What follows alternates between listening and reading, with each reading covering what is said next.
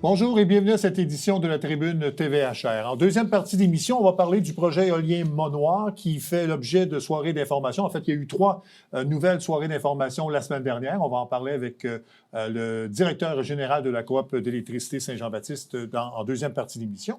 Mais d'abord, un candidat qui annonce donc qu'il souhaite renouveler son mandat au conseil de ville de Saint-Jean-sur-Richelieu. Il s'agit du candidat du district 3, en fait, le conseiller sortant du district 3, Iberville-Saint-Athanas-Nord, M. Jérémy Meunier. M. Meunier, bonjour. Bonjour, merci de l'invitation. Bien, ça me fait plaisir. D'abord, quel bilan vous faites là, de votre premier mandat, je pense, au conseil de ville? Ouais, premier mandat, puis c'est toujours en cours. Hein. On s'entend que ce n'est pas encore terminé, il y a encore 8 mois en avant.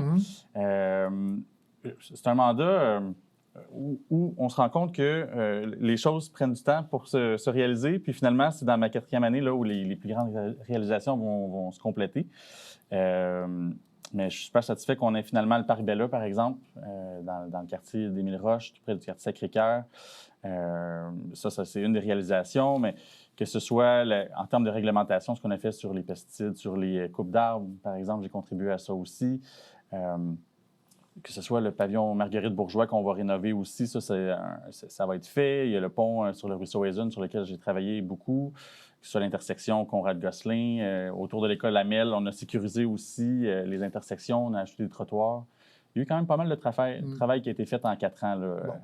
Et c'est votre motivation principale de poursuivre les dossiers qui expliquent votre retour pour la prochaine élection? Absolument. Je pense que ça prend un deuxième mandat pour être capable de réaliser des projets d'envergure. Comme quand on parle du pôle, par exemple, du Parc Bella, le parc, c'est le premier élément. Mais ensuite de ça, la rue Bella va devoir être urbanisée aussi. C'est dangereux en ce moment pour les jeunes qui passent par là, que ce soit en vélo ou à pied. Il n'y a pas de trottoir, la rue n'est pas très large, il y a beaucoup de voitures. Ça va suivre avec le parc, mais ça prend un certain temps. Puis autour de ce secteur-là aussi, il y a des terrains qui vont être développés. L'axe Conrad-Gosselin aussi, en ce moment, ça roule vite, mais il va y avoir aussi du développement commercial de ce côté-là. Ça va être urbanisé. Donc, c'est tout un secteur là, qui va être en ébullition là, au cours des 5-10 prochaines années. Là. On va revenir sur certains dossiers qui touchent votre district, mais expliquez-nous votre décision de vous joindre à la coalition Éric Latour. Éric Latour. Ah bon? C'est assez simple, hein, mais vraiment, je pense que la ville de Saint-Jean a besoin d'un leader positif. Quelqu'un qui connaît bien la ville, qui connaît les rouages de la politique, quelqu'un qui va être capable de rallier tous les membres de la coalition ensemble, de travailler ensemble. On ne sera pas toujours d'accord, mais il faut être capable de trouver des points de passage. Il faut être capable de se rallier sur une idée. Je pense qu'Éric le fait très bien jusqu'à maintenant avec nous.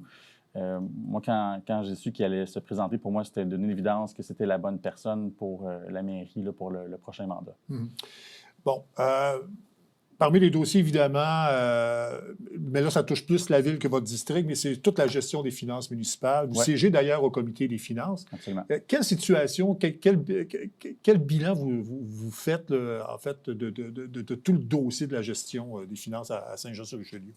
Je dirais que je n'étais pas au comité des finances au tout début du mandat. Je suis arrivé là, en milieu de mandat. Je pense qu'on se rend compte qu'il y a un manque criant d'investissement dans nos infrastructures. Puis le portrait global du coût à venir, à long terme, de renouvellement de nos infrastructures, c'est pas clair encore. Puis pour moi, c'est hyper important d'avoir un meilleur portrait du coût à venir des infrastructures pour être capable de mieux planifier aussi nos dépenses.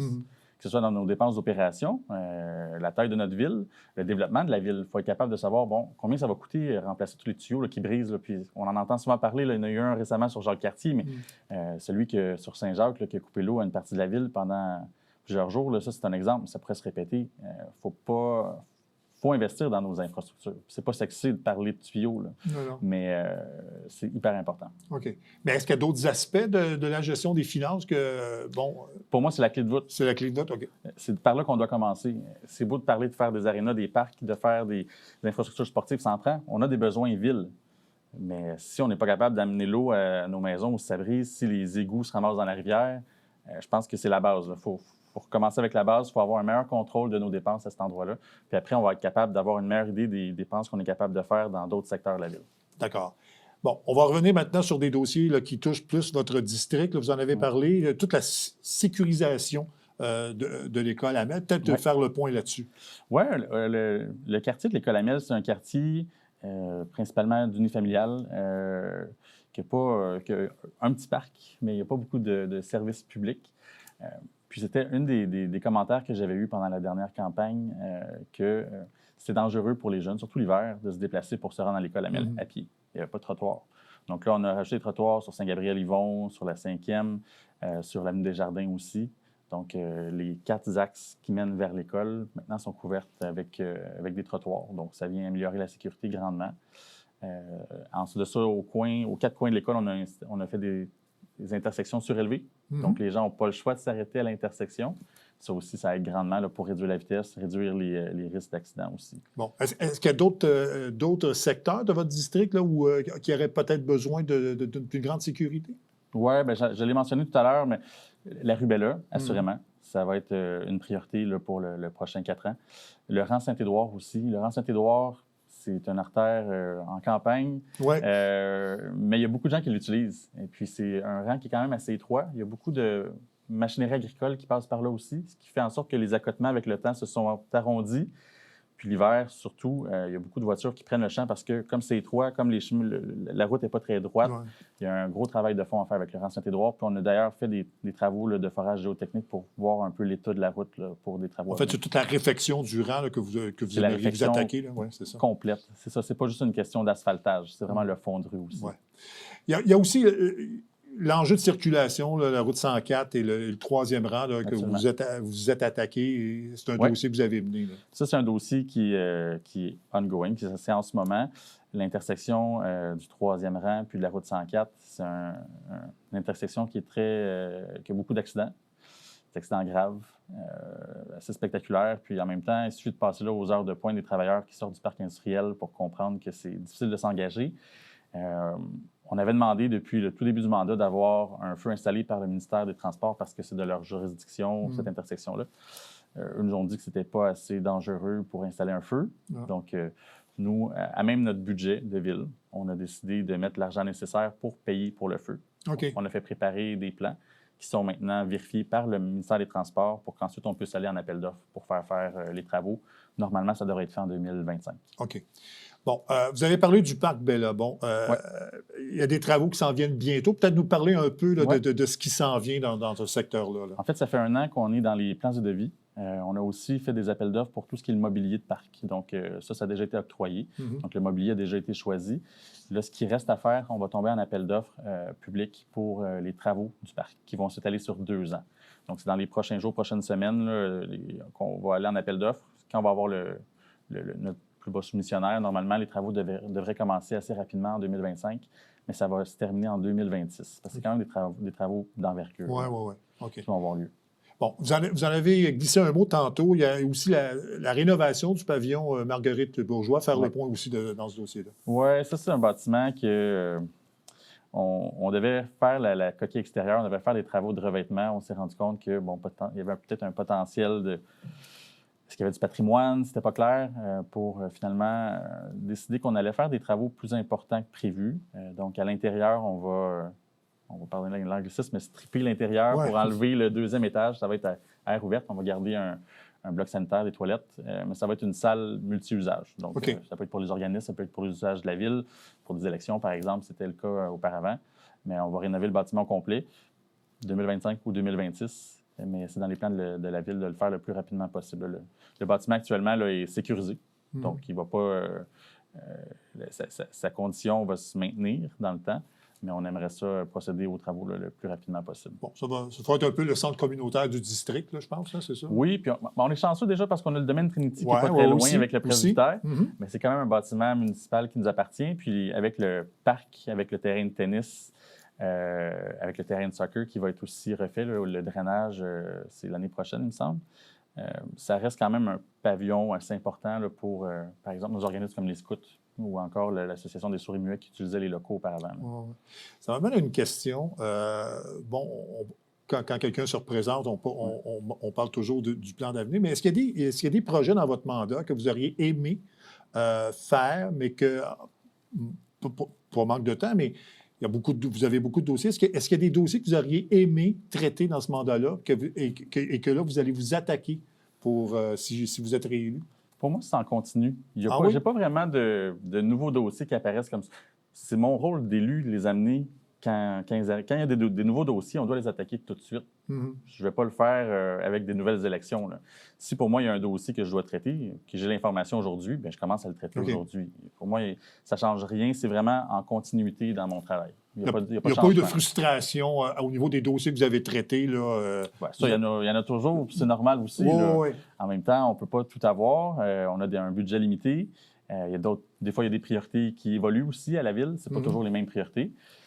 Dans mon cas, moi, il y a des dossiers pour lesquels, en début de mandat, que je croyais que je voulais travailler très fort. Par exemple, au niveau du ruisseau Hazen, je voulais faire quelque chose à ce niveau-là pour me rendre compte, ultimement, que peut-être ce que les gens souhaitaient, c'est que ça reste tel quel. Okay. Donc, c'est le genre de situation où, on se dit, moi, ce que je souhaite versus ce que la population veut, quand on rentre dans le vif du sujet, bien, peut-être que la population vient nous parler, vient nous dire un peu, on aime commencer actuellement, peut-être que ce n'est pas nécessaire d'en faire un parc. En fait, ça m'amène de vous dire que des fois, on demande aux élus, aux gens de prendre des décisions de changement, mais le statu quo est une décision aussi. Si la situation exige que ça doit demeurer comme ça, il faut que ça reste comme ça. C'est ce que je pense aussi. Puis on travaille pour les citoyens, on ne travaille pas pour nous-mêmes. Donc, si les citoyens viennent nous dire qu'ils préfèrent une certaine situation puis que c'est quand même d'ordre général, moi, je représente les citoyens. C'est mon rôle. Bon, il nous reste à peu près 1 minute. Je sais que vous êtes issu du monde agricole. Il y a beaucoup d'enjeux dans ce secteur-là. J'imagine que vous allez vouloir aider les gens impliqués là, pour se tirer d'affaire dans un contexte qui est difficile actuellement. Là. Oui, c'est certain que c'est difficile, mais il y a une chose, les gens vont toujours manger. Ouais. Quand on parle, par exemple, dans les fruits et légumes, ce qu'on fait, nous, c'est pas trop un enjeu. Je pense, par contre, qu'il y a d'autres types de production pour lesquels c'est peut-être un peu plus difficile. Puis c'est le rôle de la ville de mettre les gens ensemble pour trouver des solutions. Par exemple, pour tout ce qui est les circuits courts, de quelle façon est-ce que les fermes, les plus petites fermes peuvent distribuer leurs produits. C'est le rôle aussi du marché public. Je pense que le marché public aussi, je suis moi-même marchand au marché public, donc je suis en conflit d'intérêts indirect, c'est mon frère. Mais je pense que c'est un des outils importants à mettre de l'avant pour être capable aussi. Il faut que la ville encourage son marché pour permettre aux petits producteurs autour là, de pouvoir être présents sur le territoire. Puis, comme le Vieux-Saint-Jean, c'est un désert alimentaire. Si on est capable de le pousser davantage, ça va aider tous les gens du Vieux-Saint-Jean. M. Meunier, merci beaucoup. Bonne chance pour la campagne qui s'en vient. Puis on aura sans doute l'occasion de se reparler parce que la campagne est très longue. Hein? Ah, c'est certain. 8 mois encore. Oui, c'est ça. Merci beaucoup. Au revoir. Merci à vous. On revient après la pause.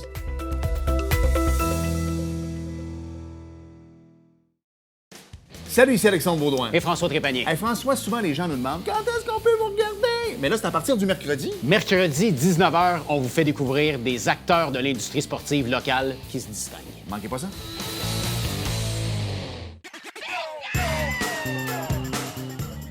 Le temps adepte du bingo, Télébingo vous permet de jouer dans le confort de votre foyer. 4 500 $ en prix à gagner. Et pour ce faire, vous devez vous procurer un livret comme celui-ci au coût de 9,50 $ chez l'un de nos détaillants, dont la liste apparaît sur notre site internet tvhr9.com. Donc, c'est un rendez-vous dimanche matin 9h30. Télébingo.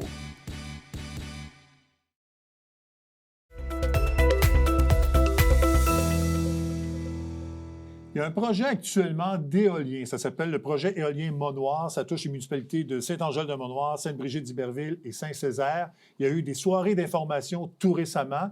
La population de la région se pose certaines questions. Mais pour nous en parler, j'ai invité le directeur général de la coopérative d'électricité Saint-Jean-Baptiste, M. Damien Tholomyes, pour nous parler justement de ce projet-là. M. Tholomyes, bonjour. Merci d'accepter l'invitation. Merci de me recevoir. Bonjour à vous tous. Bon. Parlez-nous de ce projet-là d'abord. C'est un projet initié par Hydro-Québec qui a lancé un appel d'offres pour un projet d'éolien. Donc, peut-être nous parler un peu à la base de ce projet-là dans notre région. Oui. Déjà, peut-être juste une petite introduction sur la coopérative d'électricité. On est la dernière coopérative d'électricité du Québec. Et en fait, au Québec, il y a 11 distributeurs d'électricité, 9 municipalités comme Hydro-Sherbrooke, Hydro-Westmount, et puis une coopérative et évidemment Hydro-Québec qui dessert l'électricité à 96% des Québécois. Maintenant, sur la genèse du projet, si vous voulez, la coopérative, dans sa mission, en plus de distribuer effectivement de l'électricité, on voulait s'impliquer dans les développements d'énergie renouvelable. Et la coopérative, avec son conseil d'administration, a décidé effectivement de développer 2 projets, un projet éolien et puis un projet de biométhanisation agricole. Ce n'est pas le sujet d'aujourd'hui, mais ça vous donne un peu la genèse. Et puis effectivement, on a commencé à travailler sur ce projet-là depuis mai 2021, où on essayait d'identifier des zones de projets potentiels dans l'optique, effectivement, de se préparer pour un futur appel d'offres d'Hydro-Québec. Et l'appel d'offres d'Hydro-Québec est arrivé, en fait, en 2023, en mars 2023, où ils ont lancé un appel d'offres pour 1500 MW d'énergie éolienne. Donc, je pense que c'est entre 15 et 20 éoliens qui seront construits. C'est ça. En fait, ça va dépendre évidemment du choix du fournisseur d'éoliens que nous allons choisir. Et puis, selon la taille, puisqu'on regarde des éoliennes entre, je dirais, 5 et 7 MW, eh bien, on aura besoin entre 15 et 20 éoliennes. Bon, ça va relier, je pense, le Iberville et Saint-Césaire, la ligne Iberville-Saint-Césaire, c'est ça? Exact. C'était aussi tout l'enjeu dans le cadre du projet. Ce qui est important aussi, c'était d'essayer de réduire au maximum et le besoin d'avoir la construction d'une ligne de transport pour se raccorder sur le réseau d'Hydro-Québec. Donc, on a choisi cette zone de projet parce qu'effectivement, le poste de Saint-Césaire déjà a la capacité d'intégrer 100 MW d'énergie éolienne. Et puis, en plus, on est à côté d'une ligne de transport d'Hydro-Québec qui relie le poste de Saint-Césaire au poste d'Iberville. Bon. Évidemment, comme tout projet, il y a des questionnements. On s'interroge, entre autres, sur les lieux où seront installées ces éoliennes. Il y a des terres agricoles. Les gens s'interrogent pourquoi on a choisi des zones agricoles. Peut-être nous expliquer un peu ce qu'il y en est, parce que ça a été posé, je pense, lors des soirées d'information. Tout à fait, tout à fait. Bon, déjà, premièrement, si vous voulez, comme on est alors déjà, l'intégralité du projet se fait sur des terres privées agricoles.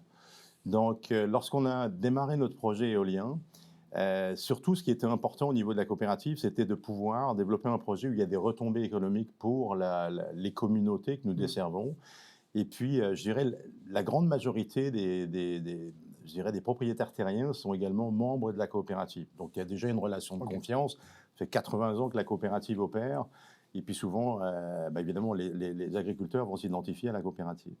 Donc, il y a eu tout un travail, comme je l'ai mentionné précédemment. On a commencé à développer le projet en mai 2021. On a eu plusieurs rencontres avec les agriculteurs pour effectivement leur présenter le projet, puis surtout aussi leur présenter les différentes phases, que ce soit pendant la phase de construction et la phase d'exploitation. On a même proposé à des agriculteurs d'aller visiter des parcs éoliens au Québec pour voir effectivement comment les autres agriculteurs étaient capables d'opérer, je dirais, leurs activités agricoles avec une éolienne, ce qui se trouvait sur leur champ. Et on est allé visiter, entre autres, différents parcs éoliens à Saint-Rémy, Saint-Michel, en Montérégie. Voilà. Bon, est-ce que ça a été bien reçu, ça? Ça a été très bien reçu. Je pense déjà la première surprise des agriculteurs a été de voir le peu d'impact au niveau de l'éolienne en elle-même, puisqu'on parle à peu près de 0,04 hectares, si vous voulez, au niveau de l'emprise au sol d'une éolienne. Et ensuite, si vous voulez, on a beaucoup travaillé avec les agriculteurs pour essayer de minimiser au maximum l'impact pendant les opérations des agriculteurs en localisant les éoliennes en bord de l'eau, au fond du lot, et puis également essayer de réutiliser au maximum les chemins de ferme existants. Alors actuellement, sur une vingtaine d'éoliennes, si on utilise toutes ces positions-là, on parle à peu près de 20 km de chemin. Et puis, à peu près 52% des chemins sont déjà des chemins de ferme existants. Bon, mais si ça a été bien reçu, comment on peut expliquer, par exemple, je sais que l'UPA est en défaveur de ce projet-là, en tout cas, s'interroge beaucoup sur ce projet-là. Comment on peut expliquer ça? Alors, je ne sais pas si l'UPA s'interroge spécialement sur le projet éolien Mont-Noir, mais d'une façon générale. Et puis là, comme vous, je lis également les informations qui sont disponibles, ou bien nous participons aussi des fois à des rencontres. Écoutez, ça, je veux dire, on comprend tout à fait la préoccupation de l'UPA et puis évidemment de leurs membres. Et c'est pour ça aussi qu'on travaille avec les membres agriculteurs pour effectivement s'assurer qu'il y ait un impact minimum sur l'agriculture. On a bien conscience qu'on est en Montérégie. Et puis, je dirais aussi, pour répondre à votre question initiale, l'intérêt du projet éolien Mont-Noir, c'est qu'on se trouve très proche des centres de charge. On parle d'un projet de 100 MW, c'est à peu près 14 000 foyers québécois. Et puis, évidemment, le fait d'être à côté d'une ligne de transport d'Hydro-Québec, on a à moins de 100 mètres. Donc, il n'y a pas besoin de construire une nouvelle ligne de transport. On n'a pas besoin de mettre des pylônes dans les champs. Ça va être relié à la ligne actuelle. On est relié directement à une ligne existante. Et puis, après, cette énergie-là est distribuée dans les postes de Saint-Césaire et d'Iberville. Et directement, je dirais, du producteur au consommateur, puisqu'effectivement, on n'a pas besoin de renvoyer ça à 1000 km, etc. Donc, si vous voulez, il y a aussi l'intérêt, la proximité, et puis aussi, je dirais, on va aussi augmenter la résilience du réseau électrique en ayant de la production locale. Voilà. Bon. Vous avez donc tenu 3 soirées d'information. On en a discuté un peu avant l'entrevue. Là.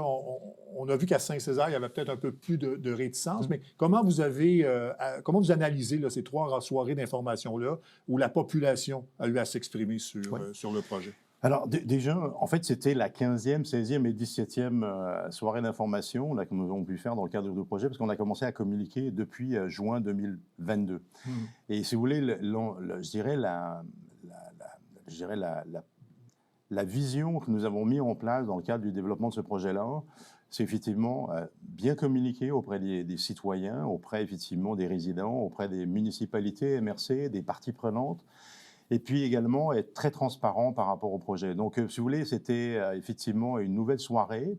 Et puis, si vous voulez, on voit des nouvelles personnes. C'est normal d'avoir des interrogations. Ouais. On parle d'un projet, un projet d'énergie renouvelable ou dans n'importe quel cadre d'un projet. Il faut qu'il y ait des consultations et qu'on aille effectivement aussi bien adresser les préoccupations que peuvent avoir les citoyens et les autres parties prenantes dans le cadre de projet. Donc, je dirais...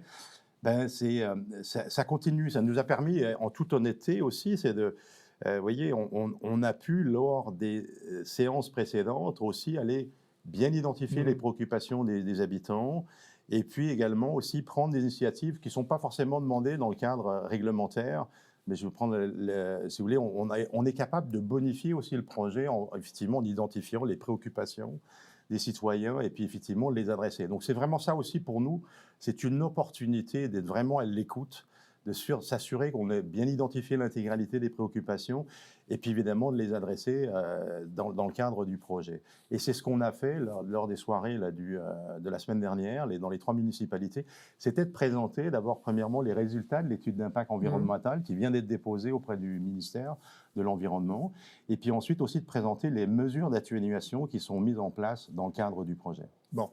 Il y a un BAP qui va suivre, parce qu'il y a des... On ne fera pas la genèse de tout le projet Nordvolt où ça a été évité, mais dans ce cas-ci, il y aura un BAP. Donc, vous suivez là, toutes les mesures qu'il faut pour ce genre de projet. Tout à fait. Donc, en fait, dans le cadre d'un projet éolien de plus de 10 MW, ces projets-là sont soumis à un BAP. Alors, si vous voulez, il y a un processus donc, qui est déterminé par le ministère. Donc aujourd'hui, on a déposé notre étude d'impact environnemental. Elle est en cours d'analyse au niveau de la recevabilité de l'étude. Et puis, c'est aussi ce qu'il faut bien comprendre, c'est que toutes les études que nous avons faites, elles ne sont pas faites par Boralex ni la coopérative, elles sont faites par des experts indépendants. Et puis maintenant, les résultats ont été transmis auprès du ministère. Et le ministère va aussi nommer ses experts et puis également analyser les documents qui ont été déposés, peut-être éventuellement faire des demandes complémentaires. En tout cas, on s'attend à plusieurs sessions de questions-réponses de leur part pour répondre évidemment de nouveau à leurs questions. Et puis, ce qui est important, c'est que tout projet éolien, si vous allez sur le site du ministère de l'Environnement, vous pourrez également suivre et puis avoir accès à toutes les informations qui concernent le projet éolien Mont-Noir, mais tous les projets éoliens d'une façon générale au Québec. Bon. Pour comprendre, depuis le dépôt du projet, donc à la réponse de l'appel d'offres jusqu'à aujourd'hui, est-ce qu'il y a eu des modifications dans le projet? Est-ce qu'il y en aura d'autres à la suite peut-être de la soirée d'information ou du rapport du BAP, par exemple? Alors, il y en a déjà eu. On a fait plusieurs modifications. On a relocalisé un certain nombre d'éoliennes, etc., pour essayer effectivement de les mettre les plus loin possible. Les distances séparatrices, effectivement, c'est un minimum de 750 mètres. Mais si c'est possible, effectivement, de les reculer le plus loin possible dans le champ, c'est ce qu'on fait. On a, au niveau de la réglementation, il y a aussi, au niveau des études, il y a quand même... il faut qu'on regarde aussi l'impact sur la faune, les oiseaux, les chauves-souris, etc. Donc, on peut, ou le milieu hydrique, etc. Donc, on doit des fois, effectivement, relocaliser un certain nombre d'éoliennes. Et puis, je dirais, il y avait une inquiétude qui avait été posée là, par rapport, effectivement, à la pollution de la nappe phréatique suite à une émission de Radio-Canada. Et donc, on a pris l'engagement, effectivement, de faire des études hydrologiques pour s'assurer qu'on adresse cette préoccupation-là, même si ce n'est pas une exigence au niveau du ministère, Donc, et puis, je dirais, de nouveau, la semaine dernière, on a encore entendu et on va continuer à travailler. Il y a certaines préoccupations qu'on travaille et puis on va arriver avec des propositions qu'on pourra présenter lors des prochaines rencontres auprès des citoyens. Bon, quelles sont les prochaines étapes? Là, vous avez parlé donc du dépôt du rapport au BAP. Oui. Donc, quelles sont les prochaines étapes et l'échéancier de ce projet-là? Alors, comme j'ai dit toujours, un projet éolien, c'est un long fleuve tranquille.